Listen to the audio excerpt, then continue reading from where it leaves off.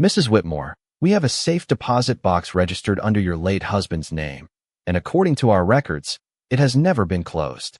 Those were the words that changed everything I thought I knew about my family. For a moment, I simply stared out the kitchen window at the bare maple tree in my backyard. It was early October in Columbus, Ohio, and a cold rain tapped softly against the glass. I tightened my grip on the phone. "I'm sorry," I said. "There must be some mistake." The woman on the other end spoke gently. "No mistake, ma'am. We're reviewing inactive accounts, and your husband left specific instructions regarding this box. We were asked to contact you if it remained unopened after 18 months. 18 months. Exactly 18 months had passed since Richard died. I lowered myself into a chair at the kitchen table, the same table where he used to drink coffee every morning before heading to work. The wood still carried faint scratches from decades of family dinners, birthday cakes, and holiday meals. For 18 months, I had been told there was nothing left to find, nothing left to review, nothing left to discuss. My son Daniel had assured me of that. My daughter-in-law Vanessa had repeated it even more firmly. Every question I asked about finances seemed to end the same way. Dad organized everything before he passed. There's nothing else, Margaret. You need to stop dwelling on the past. Eventually, I stopped asking. Not because I believed them completely, but because grief has a way of exhausting even the strongest questions. After Richard's funeral, life seemed to rearrange itself without my permission. Daniel and Vanessa stepped into every conversation involving paperwork, accounts, and legal matters. At first, I appreciated the help. I was 72 years old and mourning the man I had shared 46 years of marriage with. There were mornings when simply getting dressed felt like enough of an accomplishment. But as the months passed, I noticed something changing. Decisions were being made before I heard about them. Family discussions happened without me. Information arrived already filtered through Vanessa's explanations. Whenever I mentioned one of Richard's old financial habits, she smiled politely and changed the subject. Looking back now, that smile unsettles me more than any argument ever could. "Mrs. Whitmore," the bank representative asked, "are you still there?" "Yes," I whispered. "I'm here. Would you be available to visit the branch this week?" I glanced at the framed photograph sitting on the counter. Richard stood beside me at Cedar Point, both of us laughing at something neither of us could remember now. Even in the picture, he looked like a man carrying secrets carefully. "What kind of instructions did my husband leave?" I asked. There was a brief pause. "I'm afraid I can't discuss that over the phone. The documents require your presence." My heartbeat quickened. Richard had always been meticulous. If he left instructions, he had a reason. If he left a safe deposit box untouched for 18 months, he had an even bigger reason. After ending the call, I sat alone in the quiet kitchen. The rain continued outside. Somewhere across town, Daniel was probably at work. Vanessa was likely planning another family gathering I wouldn't hear about until the last minute. They believed every chapter of Richard's story had already been written. But as I stared at the phone in my hand, one thought refused to leave me. If that safe deposit box still existed, what else had they been wrong about? The next morning, I woke before sunrise, long before the rest of the neighborhood stirred to life. The house was quiet in the way only a house can be after losing someone who filled every room without even trying. I walked into the kitchen and automatically reached for 2 coffee mugs before stopping myself. 18 months had passed, yet some habits refused to leave. I put one mug back into the cabinet and stood there for a moment, staring at the shelf. Richard had always been the first one awake. He liked watching the morning news while reading reports from the office, and he never started a day without making a list. Sometimes I used to tease him about it. He would just smile and say that people forgot things, but paper remembered everything. At the time, I thought it was simply one of his quirks. Now, those words echoed differently in my mind. After his funeral, I tried to keep life normal. I attended church every Sunday. I watered the flowers he planted along the back fence. I continued hosting Thanksgiving dinner even when fewer people seemed interested in coming. But little by little, things changed. Daniel still visited, though not nearly as often. When he did, Vanessa usually came with him, and somehow every conversation ended up revolving around practical matters. Bills, taxes, property maintenance, investments. Topics Richard and I used to discuss together became subjects other people discussed around me. At first, I assumed they were trying to help. Then I noticed something else. Whenever I asked a question, Vanessa always seemed to have an answer ready before Daniel even opened his mouth. If I asked about one of Richard's accounts, she already knew the balance. If I mentioned an old investment, she somehow knew it had already been reviewed. If I wondered whether Richard had left additional records, she would smile politely and assure me that everything important had already been handled. The strange part was that Daniel rarely disagreed. He simply nodded. Looking back, that may have hurt more than anything. My son had once called me for advice about everything from job interviews to buying his first car. Now he seemed content letting someone else answer questions directed at me. Around noon, I found myself standing in Richard's old study. The room looked almost exactly as he had left it. His leather chair sat behind the desk. A framed photograph from our 20th anniversary rested beside a brass desk lamp. Dust had begun gathering along the bookshelves despite my efforts to keep everything clean. I opened one of the desk drawers and found a yellow legal pad. Richard's handwriting covered the first page. Lists, dates, reminders, notes about meetings that had happened years ago. The sight made my chest tighten. Richard never forgot details. He never left important matters unfinished. That was why the phone call from the bank continued bothering me. If he had left instructions connected to that box, they were deliberate. Nothing Richard did was accidental. As afternoon sunlight stretched across the carpet, another memory surfaced. About 6 months before he died, Richard had come home unusually quiet. During dinner, he looked across the table and said something that felt odd at the time. He said, "Margaret, if there ever comes a day when people start telling you what I wanted, make sure you see the documents yourself." I remembered laughing and asking why he was being so serious. He never answered. He simply changed the subject. Standing alone in that study, I realized something that sent a chill through me. Richard had not been warning me about strangers. He had been warning me about people much closer to home. 2 days later, I found myself sitting across from Daniel and Vanessa at a restaurant we used to visit as a family. Nothing seemed unusual at first. The lunch crowd filled the room with quiet conversation, dishes clinked against tables, and sunlight filtered through the large front windows. Yet something felt different. Perhaps it was because of the phone call from the bank. Perhaps it was because I could no longer ignore the memories that had begun surfacing. Vanessa was describing plans for an upcoming family gathering while Daniel nodded along. I listened politely, stirring my iced tea without taking a sip. Then I noticed something curious. Every time Richard's name came up, Vanessa redirected the conversation within seconds. It happened once when I mentioned an old business partner. It happened again when I referred to a property Richard had owned years earlier. By the third time, I was paying very close attention. Eventually, I asked a simple question. Do either of you remember whether Richard ever rented a safe deposit box? The reaction lasted less than a second, but I saw it. Vanessa's smile froze. Daniel looked down at his plate. Then everything returned to normal so quickly that someone else might have missed it. I do not think so, Vanessa answered. Richard kept most records digitally during his later years. Daniel immediately agreed. Yeah, Dad was moving away from paper files. The answer should have satisfied me. Instead, it did the opposite. Richard never moved away from paper. I knew that better than anyone. He backed up everything. Contracts, statements, tax records, even instruction manuals for appliances we no longer owned. 46 years of marriage teaches you the difference between truth and convenience. I changed the subject and said nothing more. But as lunch continued, I became aware of something else. Vanessa seemed unusually interested in my schedule. She asked what I planned to do later that week. She asked whether I had any appointments. She even asked whether I still visited the bank branch near downtown. The questions sounded casual. They were delivered with a pleasant smile. Yet together they felt less like conversation and more like information gathering. That evening, I returned home and sat on the back porch as the sun disappeared beyond the trees. The air carried the crisp chill of autumn. Richard used to sit beside me there after dinner. We would talk about everything and nothing at all. As darkness settled across the yard, another memory surfaced. About a year before he died, Richard had received a phone call during dinner. Afterward, he seemed distracted. Later that night, I asked whether something was wrong. He hesitated before answering.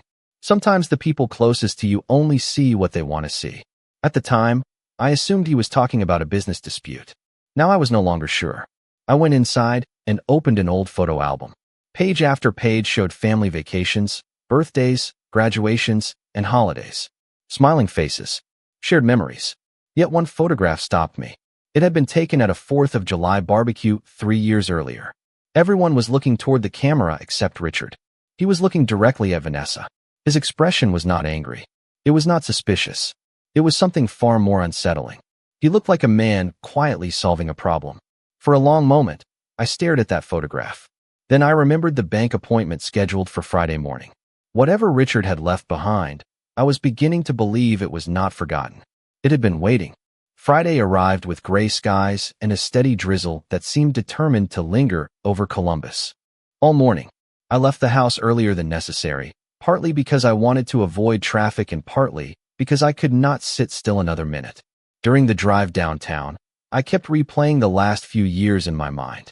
Small moments, forgotten conversations, details that once seemed insignificant. The closer I came to the bank, the more those details began fitting together in ways that made me uncomfortable. Richard had always believed patterns mattered. He used to say that people revealed themselves through repetition. At the time, I thought he was talking about business. Now I wondered if he had been talking about something else entirely. The bank occupied the corner of an older brick building near the center of town. Richard had used this branch for decades. The same marble floors, the same brass fixtures. Even the faint scent of polished wood felt familiar. A young receptionist greeted me and asked me to wait. A few minutes later, a manager named Karen escorted me into a private office. She was professional but kind, the sort of person who understood when something carried emotional weight. After a few routine formalities, she opened a folder and reviewed several documents. Then she looked up. "Mrs. Whitmore, before we proceed, I need to verify that you are the individual named in your husband's instructions." My stomach tightened. "Instructions?" She nodded and slid a paper toward me. I recognized Richard's signature immediately. I would have known it anywhere. For decades I had seen that signature on birthday cards, anniversary notes, and countless documents spread across our kitchen table.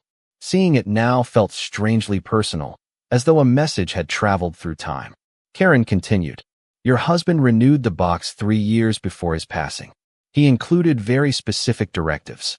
3 years. My mind immediately began searching for what had been happening then. It was around the same period Richard had become unusually quiet. Around the same period he started spending more evenings reviewing files in his study. Around the same period he began asking unexpected questions about family finances. Questions I never thought much about at the time. Karen handed me another document. "There is something else you should know. According to our records, someone contacted the bank after your husband's death asking whether the contents had already been transferred." I looked up sharply. "Who?" She shook her head. "I am not permitted to disclose that information." The inquiry was denied because the individual was not authorized. My heartbeat quickened. Someone had known enough to ask. Someone had known the box existed. Yet for 18 months I had been repeatedly assured there was nothing left to find. Nothing left to discuss. Nothing left to review. The realization settled heavily in my chest. This was no longer about old paperwork. It was about omissions. Deliberate ones. Karen stood and offered a reassuring smile. "The vault is ready whenever you are." I followed her down a quiet hallway toward a secure door. Each step seemed louder than the last. Behind that door waited something Richard had protected for years. Something important enough to leave instructions about. Something important enough that another person had already tried to reach first. As the vault door slowly opened, one question echoed through my mind. What had Richard discovered that made him prepare for this long before any of us knew it was coming? The vault was colder than I expected. Rows of metal boxes lined the walls, each one holding somebody's forgotten plans, private records, or family history. Karen stopped in front of a section near the back and removed a long rectangular box. She handled it carefully before placing it on a table inside a private viewing room. Then she quietly excused herself, leaving me alone. For several seconds, I simply stared at it. Richard had touched this box. He had made decisions about its contents. He had planned for a future he knew he might not see. My hands trembled slightly as I opened the lid. The first thing I noticed was how organized everything was. Richard had arranged the contents with the same precision he brought to every important part of his life. On top sat a sealed envelope. Across the front, written in his familiar handwriting, were 4 simple words. "For Vanessa Whitmore." I froze. Of all the names I expected to see, hers was not one of them. Slowly, I picked up the envelope and turned it over. The seal was unbroken. Beneath it sat another envelope addressed to me. Under both envelopes rested several folders secured with colored tabs. My pulse quickened. The letter to Vanessa felt wrong somehow. Why would Richard leave her a personal message inside a box nobody was supposed to access for 18 months? Why separate it from everything else? I carefully opened my envelope first. Inside was a single handwritten page. The sight of Richard's handwriting immediately brought tears to my eyes.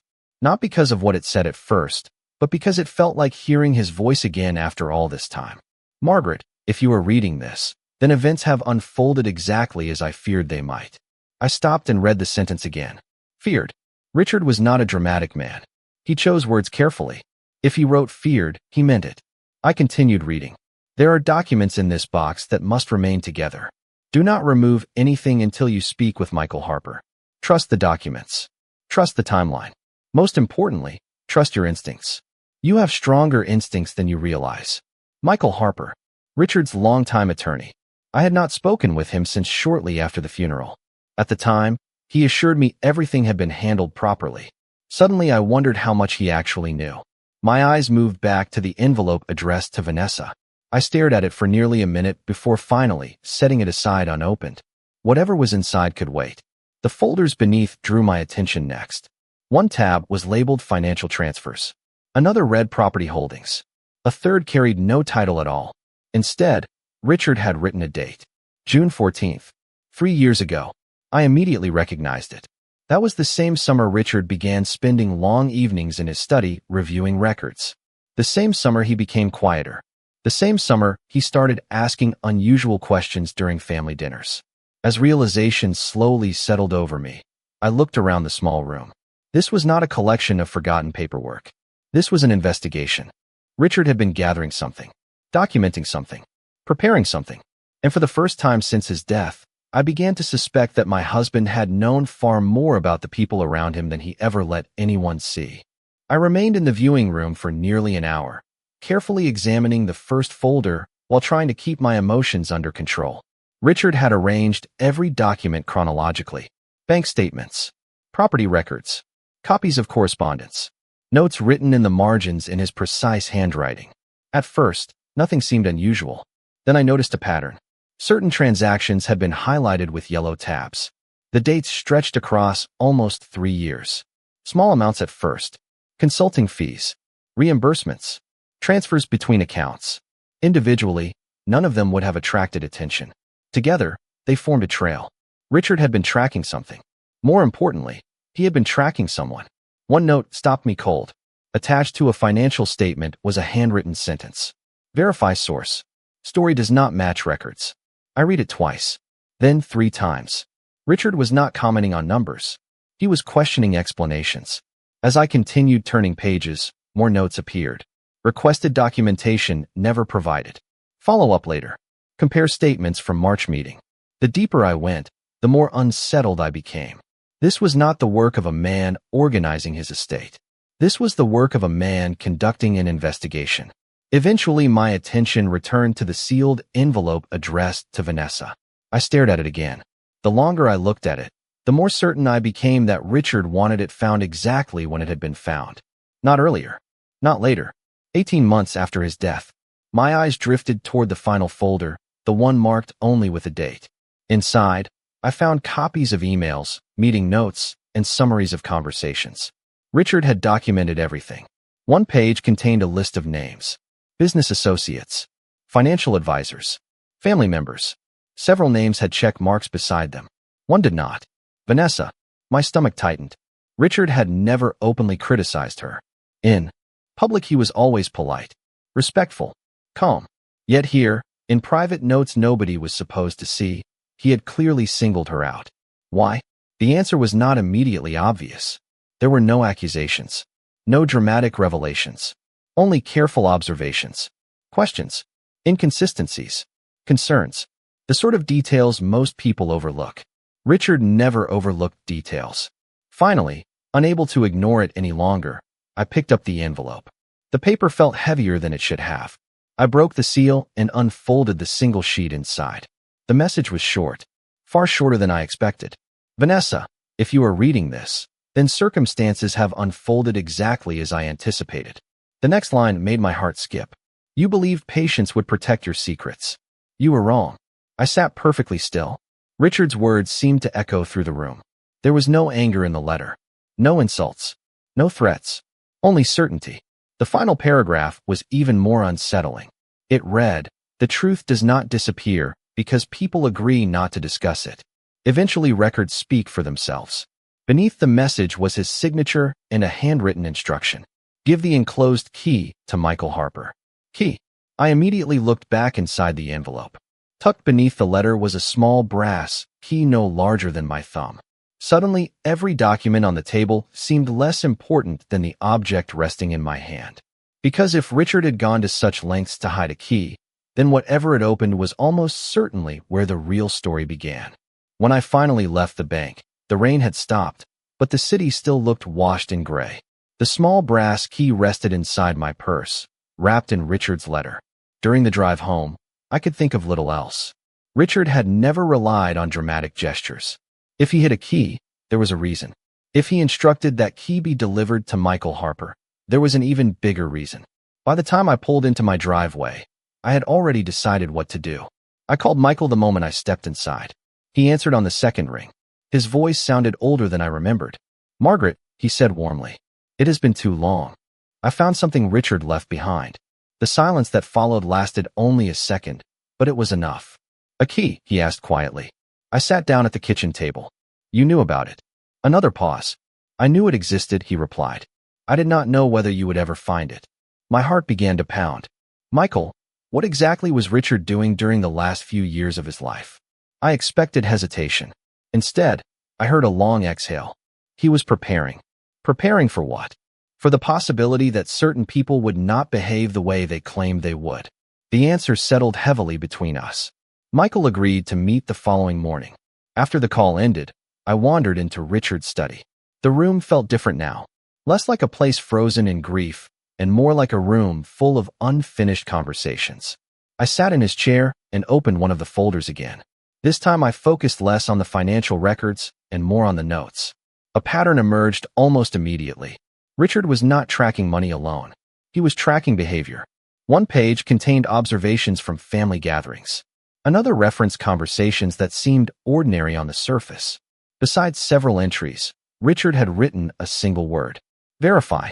Not accuse. Not confront. Verify. He was testing facts. Looking for consistency. Looking for truth. Then I found a note dated nearly 2 years before his death. The handwriting was unmistakably his. "Daniel trusts too easily. Vanessa understands leverage. Protect Margaret." I stared at those words until the letters blurred. Protect Margaret. Not protect the business. Not protect the investments. Protect me. Suddenly dozens of small memories returned. Richard insisting on reviewing paperwork himself. Richard quietly asking questions after family dinners. Richard watching more than he spoke whenever Vanessa was in the room. He had seen something long before I did. The next morning arrived slowly. I barely slept.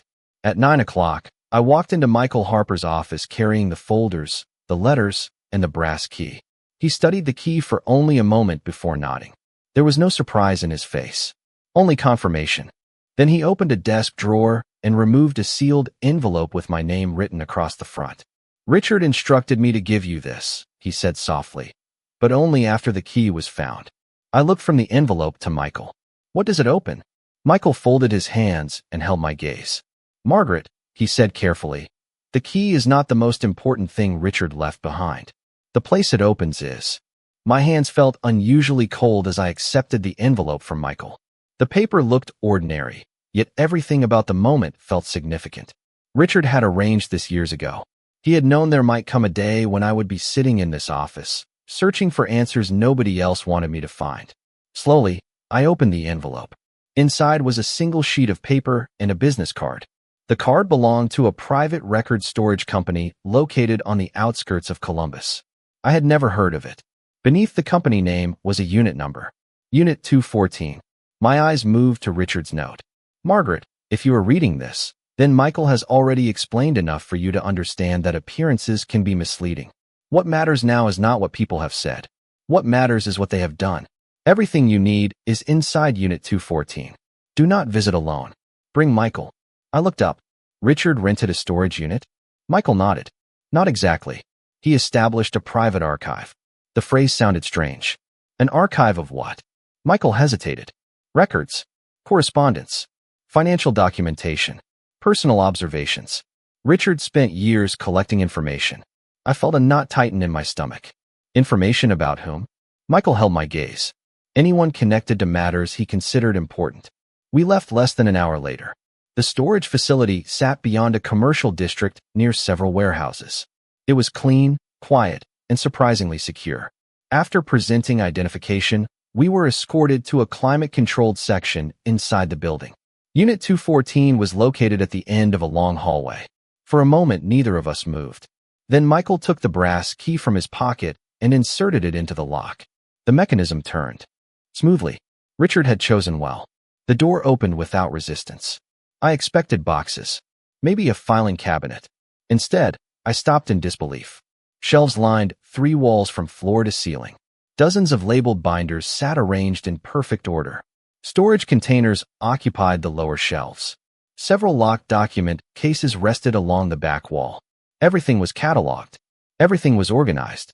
Everything looked exactly like something Richard would create. Michael stepped inside and quietly closed the door behind us. Neither of us spoke for several seconds. Finally, I approached the nearest shelf. Labels covered each binder. Business holdings, property records, trust documentation, personal correspondence, family matters. My attention locked onto those last 2 words. Family matters. Richard had dedicated an entire section to our family. I carefully removed one binder and opened it. Inside were dated entries stretching back years. Notes from conversations, copies of emails, financial records, cross-references connecting events that once seemed unrelated. The deeper I looked, the clearer one fact became. Richard had not been gathering information randomly. He had been building a timeline, a complete one. Then I noticed a red binder positioned separately from the others.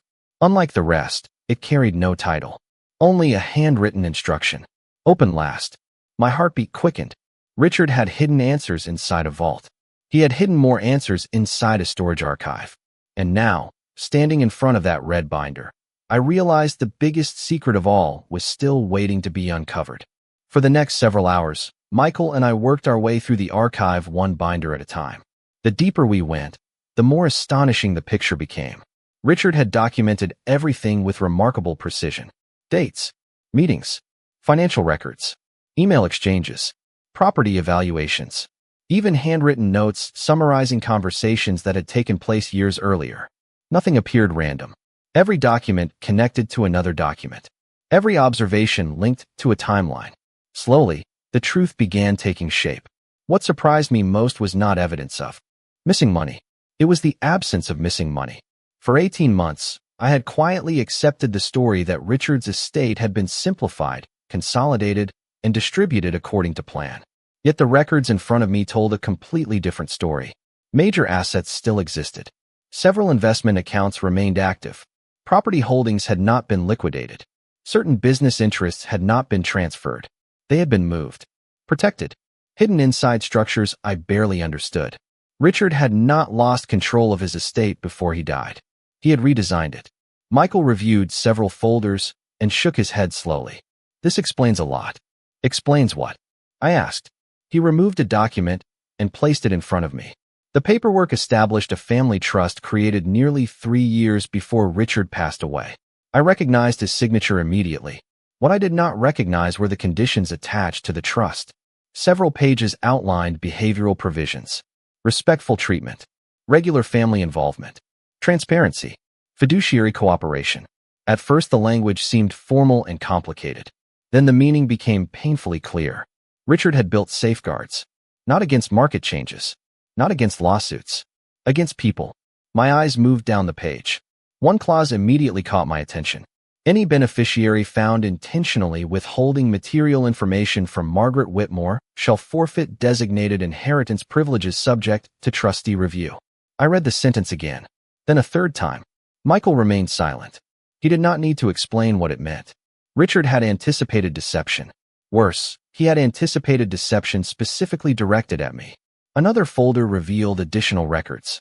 Detailed timelines showed Richard gradually moving assets into protected structures over a period of years. Everything was legal.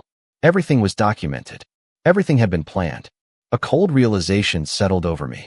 While certain people believed they were gaining influence over the family finances, Richard had quietly been moving those finances beyond their reach. Then I found a memorandum dated 6 months before his death. It summarized a meeting with financial advisors. Near the bottom of the page, Richard had written a personal note. If circumstances require Margaret to discover this archive, then events have progressed further than I hoped. Trust behavior over promises. Patterns reveal character. I closed my eyes for a moment. The room felt strangely quiet. For months after Richard died, I had questioned my own instincts. I had dismissed concerns, explained away uncomfortable moments, accepted answers that never quite felt right. Yet here was proof that Richard had noticed those same concerns years earlier. Michael carefully closed one of the binders. "Margaret," he said quietly, "there is still one thing we have not examined." I looked across the room toward the red binder resting alone on the shelf. Suddenly, it seemed larger than before. More important, every discovery had led us toward it. Every document appeared designed to prepare us for whatever waited inside. And for the first time that day, I was not certain I was ready to learn what Richard considered important enough to save for last. For several minutes, neither Michael nor I moved.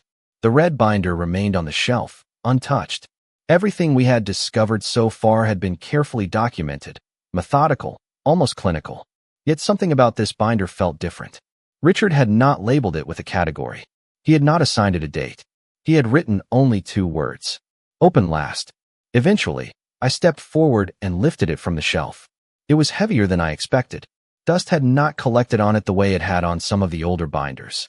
Richard must have handled it often while preparing the archive. I carried it to a table and slowly opened the cover. The first page contained a letter. Not to me, not to Michael, to the trustee responsible for administering the family trust. Michael immediately recognized the signature. He adjusted his glasses and began reading silently. As he continued, his expression changed. Not dramatically, just enough for me to notice. When he finished, he handed the letter to me. Richard's words were direct. "If this binder is being reviewed, then the evaluation period has concluded. The behavior of all primary beneficiaries should now be assessed using the documentation contained herein. Evaluation period." The phrase caught my attention immediately. Richard had not merely protected assets. He had created a test. I turned the page. The next section contained reports organized by individual family members. Daniel had a section. Vanessa had a section. Even I had one. Richard had observed all of us over several years. Family gatherings, financial discussions, personal interactions, important decisions. He had recorded patterns, not isolated incidents. Patterns. Daniel's file surprised me. Richard described him as kind but easily influenced, generous but reluctant to challenge stronger personalities.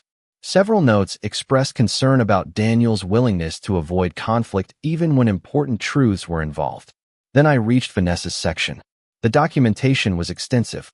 Not accusations, not attacks, observations, contradictions between statements and actions, attempts to control information, efforts to influence financial decisions while limiting transparency.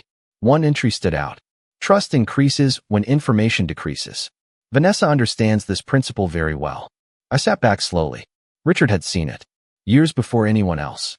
He had understood exactly how influence was being exercised inside the family. Yet instead of confronting it directly, he had built safeguards around it. Then I reached the final section. The pages outlined the true structure of the trust. My eyes widened as I read. The majority of Richard's estate had never been distributed. It had been preserved, protected, waiting. Beneficiaries could inherit only after a formal review confirmed compliance with specific conditions. Respect, honesty, transparency, family responsibility. Michael looked at me carefully. "Margaret, there is something else." He pointed toward the final envelope attached inside the back cover. Across the front, Richard had written one sentence in bold handwriting. "Do not schedule the family meeting until this video has been viewed." My pulse quickened. A video, not another letter, not another report. A video. Attached beneath the envelope was a flash drive. Richard had spent years preparing documents, records, timelines, and safeguards. Yet somehow I knew the most important message of all was waiting inside that small device. And whatever he recorded was intended to be heard by everyone. Michael and I did not watch the video immediately. Instead, we carefully packed the binders, the flash drive, and the remaining documents. Richard had spent years preparing this moment, and neither of us wanted to rush through the final piece of his plan. As we left the storage facility, I noticed something had changed inside me. For months after Richard died, I had felt as though I was constantly reacting to other people. Other people's decisions. Other people's explanations. Other people's versions of reality. Now, for the first time in a long while, I felt steady. Not because I had all the answers, but because I finally knew where the truth lived. It lived in records. It lived in timelines. It lived in evidence. The following afternoon, Michael arranged a formal meeting at his office. He contacted Daniel and Vanessa and explained that several estate matters required review. Neither of them seemed particularly concerned. In fact, when they arrived, Vanessa appeared unusually confident. She greeted me warmly and asked how I had been feeling. The concern in her voice sounded practiced. Daniel looked relieved to see everyone gathered together. He assumed this was simply another administrative discussion. For a moment, I almost felt sorry for him. He still had no idea how much his father had seen. We settled around a large conference table. Michael placed several folders in front of him, but kept the flash drive separate. Vanessa noticed it immediately. Her eyes lingered on it for half a second before returning to Michael. The reaction was subtle, but after everything I had learned, I noticed details differently. Michael began by reviewing several trust documents. He explained the existence of protected assets. He explained that certain inheritance provisions remained under trustee authority. As the meeting continued, Daniel's expression gradually shifted from confusion to surprise. Vanessa remained composed. Then Michael opened one of the binders from the archive. The room became very quiet. He reviewed dates, financial records, correspondence, notes prepared by Richard himself. Nobody interrupted. Nobody laughed off the concerns. Nobody changed the subject. Because for the first time, there was nothing to argue with. The documents spoke for themselves. Eventually, Michael closed the binder and folded his hands. "There is one final item," he said. My heartbeat quickened. The flash drive sat on the table between us. Daniel looked from Michael to me. "What is that?" Michael answered calmly. "A message from your father." The color seemed to drain slightly from Daniel's face. Vanessa remained still. Too still. Michael connected the drive to a screen mounted on the wall. A video file appeared. The timestamp showed it had been recorded 7 months before Richard passed away. For a moment, nobody moved. Then Michael pressed play. The screen flickered. Richard appeared sitting in his study, wearing the blue sweater he always wore during winter. He looked directly into the camera, directly at us, directly across time. Then he smiled sadly and said, "If you are watching this, it means Margaret finally discovered what I hoped she would never need to find." Richard's image remained steady on the screen. For a few seconds, nobody in the room spoke. Even through the recording, he seemed completely in control. The same calm presence that had guided our family for decades filled the conference room once again. He looked directly into the camera and continued. "I spent most of my life building things. Businesses, investments, relationships, a family. Along the way, I learned something important. People rarely reveal who they are when everything is easy. They reveal who they are when they believe nobody is watching." Daniel shifted uncomfortably in his chair. Vanessa remained motionless. Richard continued speaking. "If you are seeing this message, then the review period has ended. The decisions that mattered have already been made. The records have already been created. The evidence already exists." He paused and glanced down briefly before returning his gaze to the camera. "This was never about money. Money is simply a tool. Character is what matters." Michael quietly folded his hands while the video continued. "For years, I observed how information moved through this family. I observed who shared it, who withheld it, who used it. I observed who showed respect when there was nothing to gain and who showed respect only when someone was watching." The room felt smaller with every sentence. Richard was not accusing anyone. He was simply describing exactly what he had seen. Then came the moment none of us expected. "Daniel," he said softly, speaking directly to his son, "you were never the problem. Your greatest weakness has always been your desire to avoid conflict. Unfortunately, avoiding conflict sometimes allows other people to create it. Daniel lowered his eyes. Richard's voice remained calm. I hope you learn the difference. Then Richard turned to the final subject. Vanessa. For the first time, I saw a change in her expression. It was subtle, barely noticeable, but it was there. Richard continued. You are intelligent, organized, ambitious. Those qualities could have benefited this family. Instead, too often, they were used to control information rather than share it. Nobody interrupted. Nobody challenged him. The years of documentation sitting inside those binders had already answered every question. Richard took a slow breath. Because of the patterns documented during the review period, specific inheritance privileges have been revoked according to the terms established within the trust. Daniel looked stunned. Vanessa stared at the screen without speaking. Richard continued one final time. The majority of my estate remains protected under the trust. Margaret will retain primary authority regarding future distributions. Any future inheritance decisions will occur at her discretion. My heart stopped for a moment. Richard had trusted me all along. Not because I was perfect. Not because I was stronger than everyone else. Because he believed I would be fair. The video approached its end. Richard smiled gently. The same smile I had known for 46 years. If you have reached this point, then Margaret finally knows the truth. And that matters more to me than any account balance or property record ever could. The screen faded to black. Silence settled across the room. No arguments followed. No dramatic confrontation. There was nothing left to debate. The records had spoken. The timeline had spoken. Richard had spoken. And after 18 months of confusion, doubt, and unanswered questions, the truth finally belonged to the person he had spent years trying to protect.